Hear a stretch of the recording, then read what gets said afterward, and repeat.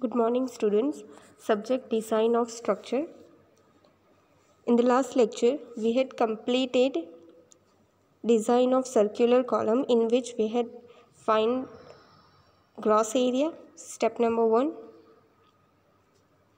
Second step, size of the column, gross area, size of the column, right? Then step number 3, reinforcement, right? हमने column की circular column का diameter जो है वो size, right, diameter हमने fine कर लिया था। उनमें कितने नंबर ऑफ बार्स प्रोवाइड करने हैं और कितने डायमीटर के प्रोवाइड करने हैं, number of bars, steel bar, वो हमने रेनफोर्समेंट स्टेप 3 में भी कंप्लीट कर लिया था ना। अब हमें क्या फाइन करना है, जो हमारी सर्कुलर कॉलम है, राइट, तो सर्कुलर कॉलम के जो मेन रेनफोर्समेंट है, ये मेन रेनफोर्समेंट, राइट, उसको टाई करना होगा, ठीक है। तो वो टाई जो है वो किस तरह से, उसमें कौन से डायमीटर यूज़ करने हैं, राइट, और स्पेसिंग मतलब पिच कितनी रखनी है, वो हमें फाइंड आउट करना है, ठीक है। सो अब हम वही फाइंड करेंगे नेक्स्ट स्टेप में, जिसको हम हेलिक्स के फॉर्म में हम फाइंड करेंगे। लेटरल टाइज जो है वो हमने किस में फाइंड की थी, रेक्टेंगुलर कॉलम या सर्कुलर कॉलम हो तो उसमें लेटरल टाइज प्रोवाइड करते हैं। हेलिक्स जो है वो हम सर्कुलर कॉलम में प्रोवाइड करेंगे। सर्कुलर कॉलम में लेटरल टाइज भी प्रोवाइड कर सकते हैं। हमने आगे भी हमारी 3D में जो थी उसमें हमने देखा था कि किस तरह से हम हेलिक्स और लेटरल टाइज जो है वो सर्कुलर कॉलम में दोनों प्रोवाइड कर सकते हैं। बट हमें एग्जाम में जब भी सर्कुलर कॉलम की डिज़ाइन आए तो हेलिक्स ही डिज़ाइन करना है, ठीक है। अगर उन्होंने मेंशन किया है कि हाँ लेटरल टाइज प्रोवाइड करो और वो फाइंड करो, तभी हम लेटरल टाइज फाइंड करेंगे। Either we can go for helix, right, हमें हेलिक्स में ही जाना है। तो हम हेलिक्स जो है वो नेक्स्ट स्टेप जो होगा वो हमारा हेलिक्स होगा, वो हम फाइंड करेंगे हेलिकल रेनफोर्समेंट, ठीक है। अब एक बार फिर से याद दिला देती हूँ कि हेलिकल रेनफोर्समेंट क्या है। यहाँ पे हम देख सकते हैं ये कॉलम जो है, कॉलम, राइट, इसमें इस तरह से मेन रेनफोर्समेंट जो है, ये वर्टिकल बार्स जो है वो हमने इस तरह से टाई किए गए हैं, राइट, अलग तरीके से टाई किए गए हैं। और यहाँ पे हम देख सकते हैं कि यहाँ पे अलग तरीके से इस तरीके से टाई किए गए। यहाँ पे एक ही बार में कंटिन्यूटी, यहाँ पे कंटिन्यूटी मिलती है, यहाँ पे डिसकंटिन्यूटी मिलती है, ठीक है। हमने ये एक बार टाई किया, फिर स्पेस, फिर दूसरा, फिर स्पेस, देन तीसरा, फोर्थ, फिफ्थ, राइट, इस तरह से हम टाई करते हैं। तो ये जो है, ये हमने जिस तरह से प्रोवाइड किया है उसको हम लेटरल टाई बोलेंगे, लेटरल टाइज, जो कि हमने इसमें और इसमें भी प्रोवाइड की है।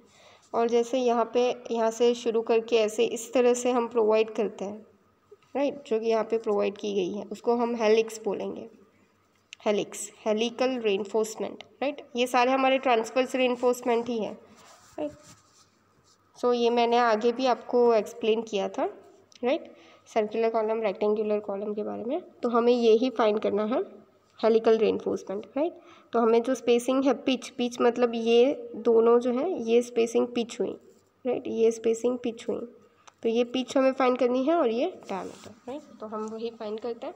डायमीटर जो है वो सर्कुलर कॉलम में हम 6 mm 8 mm यहाँ तक ही लेते हैं, ठीक है। 10 mm बहुत रेयर केस में होते हैं, तो हम दोनों में से एक कंसीडर कर सकते हैं हेलिकल रेनफोर्समेंट के लिए डायमीटर, ठीक है। स्टेप्स में कंटिन्यू, ये हमारे स्टेप्स हैं, वो हम स्टेप शुरू करते हैं हेलिकल रेनफोर्समेंट के लिए, ठीक है। हमारे मेन बार्स जो है वो हमारे कितने आए थे, 6 numbers of 16 mm dia bars, right. अब हम स्टेप 4 हेलिकल रेनफोर्समेंट का हम शुरू करेंगे, right. Consider 6 mm MS bar for helix, right. हम डायमीटर जो है वो हमें 6 mm या 8 mm दोनों में से एक को कंसीडर कर लेना है, ठीक है, एज्यूम कर लेना। हमने 6 mm ले लिया। MS बार मतलब माइल्ड स्टील, ठीक है, माइल्ड स्टील मतलब जिसमें थ्रेड नहीं होंगे, प्लेन स्टील बार होगा, राइट, उसको हम माइल्ड स्टील बोलते हैं फॉर हेलिक्स। तो वो हमें एज्यूम करना होता है। ट्रांसवर्स रेनफोर्समेंट में माइल्ड स्टील ही होता है, राइट, यूज़ होता है। सो माइल्ड स्टील बार्स हेलिक्स के लिए हम 6 mm का कंसिडर कर लेंगे। और हमें कवर जो है वो कवर की भी ज़रूरत होगी, राइट। क्लियर कवर जो है हम कॉलम में मिनिमम 40 mm लेते हैं, राइट। जैसे स्लैब में 20 mm, बीम में 30 mm, कॉलम में 40 mm एंड फुटिंग में मिनिमम 50 mm। ये सारे क्राइटेरिया मिनिमम क्लियर कवर के हैं, सीसी क्लियर कवर, राइट। तो हमने मिनिमम 40 mm जो है वो एज्यूम कर लिया है कवर। हम 50 mm भी एज्यूम कर सकते हैं, बट मिनिमम 30 mm हम कॉलम में यूज़ नहीं कर सकते। अब हम डायमीटर ऑफ कोर फाइंड करेंगे। वो हम क्यों फाइंड करेंगे वो हम अभी देखते हैं। हमें पिच फाइंड करनी है। हमने डायमीटर जो तो ले लिया, हमें 2 ही कंसिडर करने होते हैं, आइदर 6 और 8 mm diameter, right. Now pitch, तो पिच के लिए हमें क्या करना होता है, तो पिच हमें फाइंड करनी होती है। तो पिच जो है वो हमारे पास ये एक फॉर्मूला है, रो एस, मतलब ये स्ट्रेस ही है, रो एस स्ट्रेस ही है। Rho S is equals to 4 ASP divided by P into D C, ये फॉर्मूला है जो कि हमें याद रखनी है, राइट। तो इसमें क्या है, यहाँ पे area of spiral reinforcement, SP for spiral, area of spiral reinforcement, right. मतलब हमने जो डायमीटर लिया है स्पाइरल के लिए, मतलब यहाँ पे जो हम स्पाइरल फॉर्म करते हैं ना उसको हम स्पाइरल रेनफोर्समेंट बोलते हैं। मतलब जो हमारी हेलिक्स है उसको ही हम स्पाइरल बोलते हैं। तो ये स्पाइरल का डायमीटर कितना है, हमने ये एज्यूम कर लिया है 6 mm, राइट। तो हमें एरिया ऑफ स्पाइरल मिल जाएगा डायमीटर से, राइट। उसका तो सर्कुलर, उसको हम कट करेंगे तो वो एरिया तो हमें सर्कुलर ही मिलने वाला है, क्रॉस सेक्शनल एरिया, ठीक है। तो इस तरह से इस फॉर्मूला का यूज़ करके हम ASP तो मिल जाएगा, एरिया ऑफ स्पाइरल रेनफोर्समेंट। ये P4 पिच है जो कि हमें फाइंड करनी है, पिच। और ये DC मतलब क्या है, diameter of core diameter of core मतलब ये क्या होगा, डायमीटर ऑफ कोर क्या है, तो ये हमारा कॉलम है, ठीक है। इसमें हमने मेन रेनफोर्समेंट यहाँ पे प्रोवाइड कर दिया, राइट। उसको हमने यहाँ से टाई कर दिया, यहाँ से लेटरल मतलब हेलिकल रेनफोर्समेंट या लेटरल टाई से, ठीक है। तो क्या होगा, ये जो पोर्शन है ये, राइट, ये क्या होगा, यहाँ पे क्लियर कवर होगा, ये क्लियर कवर का पोर्शन है, यहाँ पे सीमेंट होगी, राइट। हमें ऐसा नहीं है कि यहाँ पे हमारी कॉलम शुरू हो रही है और वहीं पे यहाँ पे हमने स्टील बार रख दी। ऐसा होगा तो हम जैसे ही कॉलम देखेंगे ना तो हमें स्टील बार दिखेंगे, ठीक है। तो ऐसा नहीं होता, यहाँ पे थोड़ी स्पेस छोड़ी जाती है पूरी साइड से, ठीक है, पूरी साइड से सेम स्पेस छोड़ी जाती है, जिसको हम क्लियर कवर बोलते हैं, ताकि ये जो है वो डायरेक्टली एनवायरनमेंट के कांटेक्ट में ना आए। अगर बारिश होती है तो अगर स्टील बार पे थोड़ा सा भी पानी जाएगा तो वो उसमें कोरोजन हो जाएगा, ठीक है। तो ये प्रोटेक्शन के लिए क्लियर कवर जो है वो हम यूज़ करते हैं, ठीक है। यहाँ पे कंक्रीट होगा पूरा, यहीं से स्टील शुरू होता है। तो ये जो बीच का है उसको हम डायमीटर ऑफ कोर बोलते हैं। ये कोर हुआ, ये जो पोर्शन है हमारा ये कोर है, ठीक है। This is the core for circular column, यहाँ पे स्टील बार्स है सारे, ठीक है। तो ये हमारा कोर हुआ, डायमीटर ऑफ कोर, ये कोर पोर्शन है पूरा का पूरा। तो यहाँ पे क्या है, ये क्लियर कवर है सारे। तो हमारे पास एक्सटर्नल डायमीटर तो है ही capital D, right, capital D है, उसमें से 2 टाइम्स क्लियर कवर हम डिडक्ट करेंगे, एक बार ये क्लियर कवर दूसरा ये क्लियर कवर, तो हमें ये डायमीटर ऑफ कोर मिल जाएगा, ठीक है। तो किस तरह से होगा, ये पूरा डायमीटर है, हाँ सॉरी, यहाँ पे पूरा डायमीटर है हमारे पास, that is capital D, diameter of column, जो कि हमने साइज़ फाइंड की थी स्टेप 2 में, तो उसमें हमने डायमीटर फाइंड किया था, राइट। फिर हमारी ये मेन रेनफोर्समेंट हो गया, राइट, ठीक है। तो उसका हमने टाई किया होगा इस तरह से, राइट, ये कवर होगा। तो यहाँ पे कवर है, CC है और ये भी CC है, तो ये डायमीटर ऑफ कोर है, राइट। तो डायमीटर ऑफ कोर क्या होगा, कैपिटल D माइनस ये CC क्लियर कवर और ये दूसरा माइनस CC क्लियर कवर। तो इससे हमें क्या मिल जाएगा, डायमीटर ऑफ कोर मिल जाएगा, ठीक है। तो हम डायमीटर ऑफ कोर जो है वो हम फाइंड कर लेंगे। रो एस जो है उस ये हमें फाइंड करना होगा, राइट, मतलब स्ट्रेस, मिनिमम स्ट्रेस जो है वो हमें फाइंड करना होगा पिच फाइंड करने के लिए। ये जो फार्मूला है ना वो सिर्फ सर्कुलर कॉलम के लिए है, ठीक है। ये सिर्फ सर्कुलर कॉलम के लिए पिच फाइंड करने के फॉर्मूलाज हैं। रेक्टेंगुलर और स्क्वायर कॉलम में ये चीज़ नहीं होती, ये सिर्फ हेलिकल रेनफोर्समेंट जब हमें प्रोवाइड करने होते हैं तभी हम ये फार्मूला यूज़ करेंगे पिच फाइंड करने के लिए। ये पिच जो है वो फाइंड करने के लिए ये वैल्यू मिल जाएगी, ये वैल्यू भी मिल जाएगी, ये वैल्यू भी। तो ये वैल्यू जो है वो हमें कहाँ से, ये तो फाइंड करनी है पिच, तो ये वैल्यू भी हमें चाहिए ना। तो उसके लिए एक फॉर्मूला जो है वो कोड में दी गई है, ठीक है, वो हम देखते हैं। पहले हम ये जो है ये दोनों चीज़ें फाइंड कर लेते हैं। डायमीटर ऑफ कोर फाइंड करते हैं DC। तो हमारा कैपिटल D कितना था, साइज ऑफ, तो वो हमने स्टेप 2 में फाइंड किया था ना, size of reinforcement, size of column, sorry हाँ साइज ऑफ कॉलम। तो हमने यहाँ से डायमीटर फाइंड किया था, जो कि हमने कितना प्रोवाइड किया था, size of column 420 mm diameter. तो हमारा कैपिटल D कितना है 420, और हमने कवर कितना एज्यूम किया 40, तो हमने 2 टाइम्स क्लियर कवर डिडक्ट किए। सो आंसर इज 340 ये। Now spiral, area of spiral reinforcement, तो डायमीटर हमने 6 mm एज्यूम किया है। सो सर्कल का एरिया π/4d², राइट, तो π/4 6², so answer comes 28.27, right.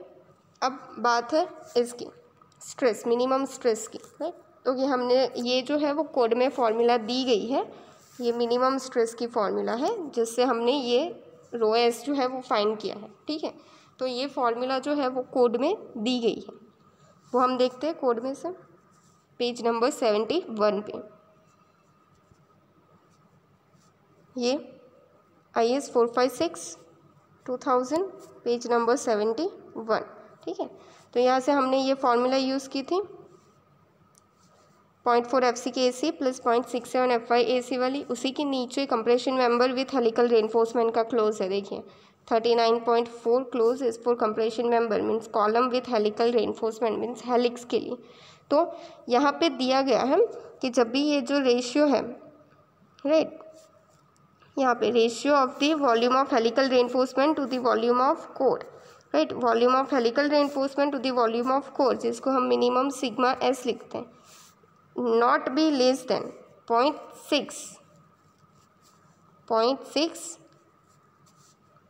AG divide by AC -1 into FCK/FY। तो ये जो फॉर्मूला है ये हमें यूज़ करनी है, ठीक है।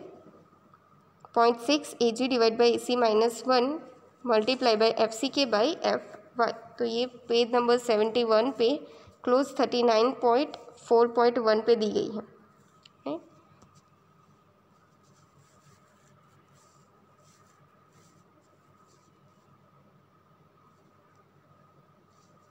ये डायमीटर ऑफ कोर है, ठीक है। ये 3D इमेज में एक बार दिखा देती हूँ। ये जो है ना, ये स्पेस जो होती है ना, वो हमारा कवर होता है, इसको हम कवर बोलते हैं, ठीक है।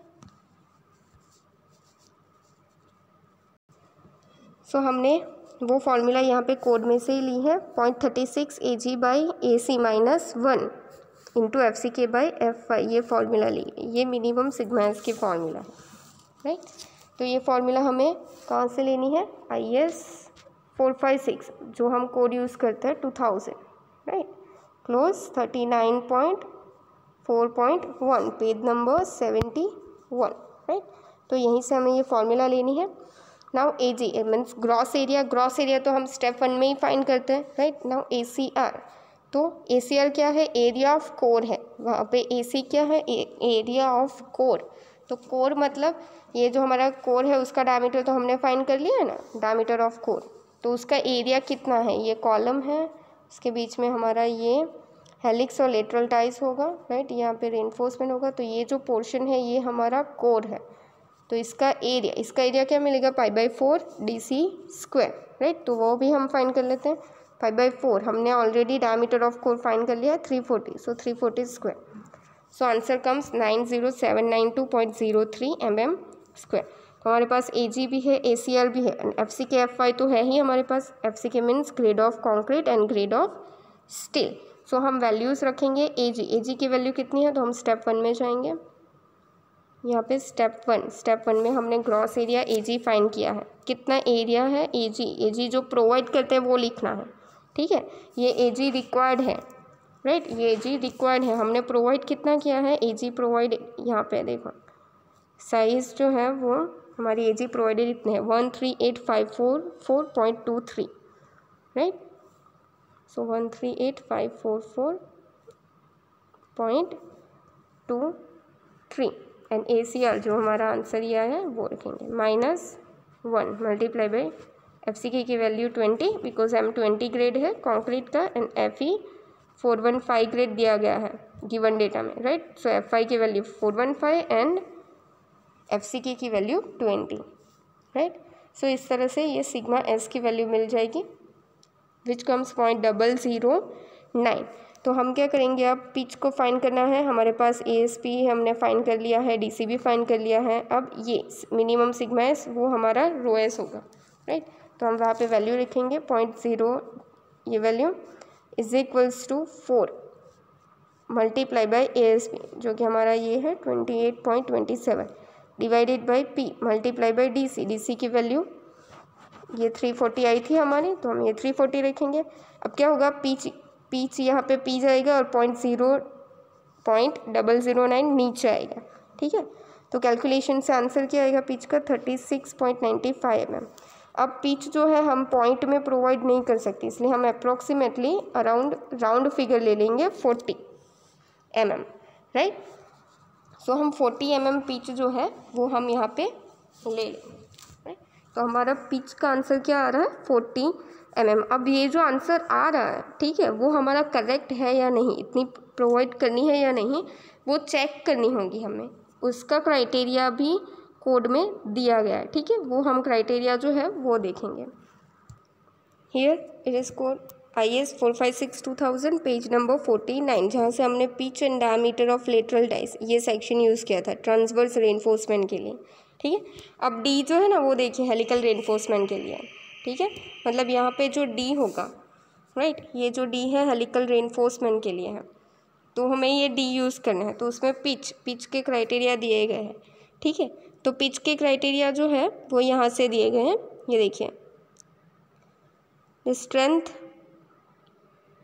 of the helical reinforcement is allowed for the pitch of helical turns shall not more than 75 mm pitch, right, shall not more than not greater than 75 mm, मतलब पिच जो है it should be less than 75 mm, not greater than means less than।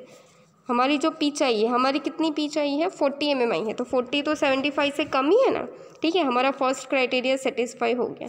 अब second criteria देखते हैं क्या है,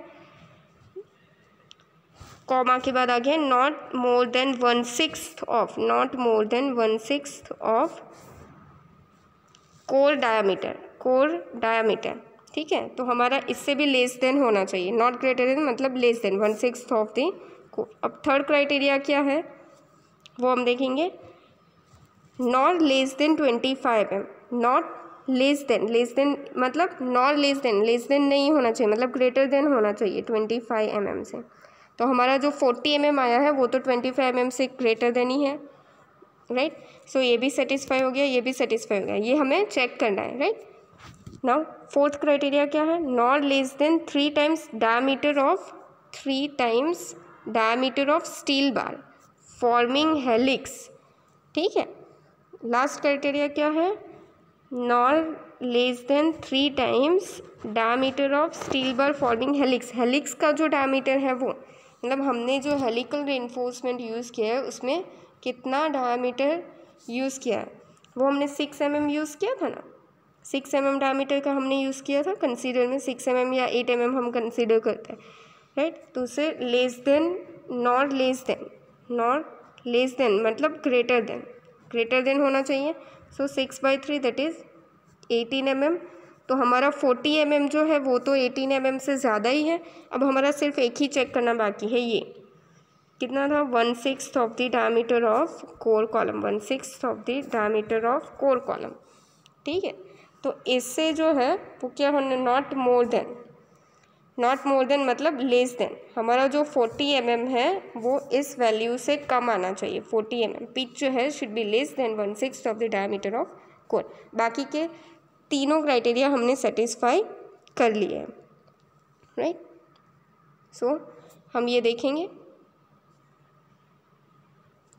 यहाँ पे देखते हैं चेक फॉर पिच में, right, P should be less than equal to 75 जो कि हमने क्लोज में देखा page number IS 456/2000, right, page number 49। उसमें कौन सा ऑप्शन था, D, क्लोज D था। हमने C पिच फॉर रेनफोर्समेंट वो सर्कुलर और स्क्वायर कॉलम में यूज़ करना है, हेलिकल रेनफोर्समेंट के लिए D पोर्शन है, राइट।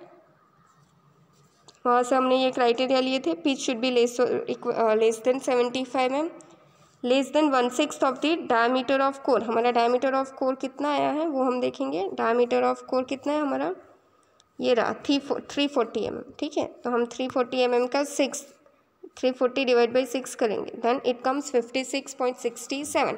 तो हमारी पिच का आंसर क्या है, ये है हमारा पिच का आंसर कितना है, 40 mm है, राइट। पिच का आंसर 40 mm, तो 40 mm जो है वो 56.67 से कम है ना, लेस देन है, ठीक है। मतलब ये क्राइटेरिया भी सेटिस्फाई हो गया, ये भी हो गया। और पिच जो है it should be greater than 25 mm, तो 40 जो है वो 25 से ज़्यादा ही है, तो ये क्राइटेरिया भी सेटिस्फाई हो गया। और 18 से भी ज़्यादा है, तो ये क्राइटेरिया भी सेटिस्फाई हो गया। मतलब हम 40 mm पिच जो है वो प्रोवाइड कर सकते हैं, इसीलिए हम ये पिच प्रोवाइड करेंगे 40 mm सेंटर टू सेंटर, ठीक है।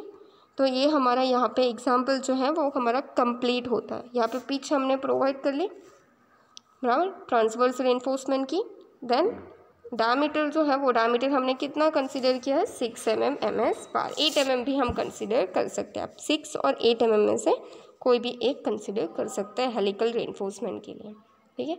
तो हमारा यहाँ पे एग्जाम्पल कंप्लीट होता है, सर्कुलर कॉलम की पूरी डिज़ाइन जो है वो कंप्लीट होती है, राइट।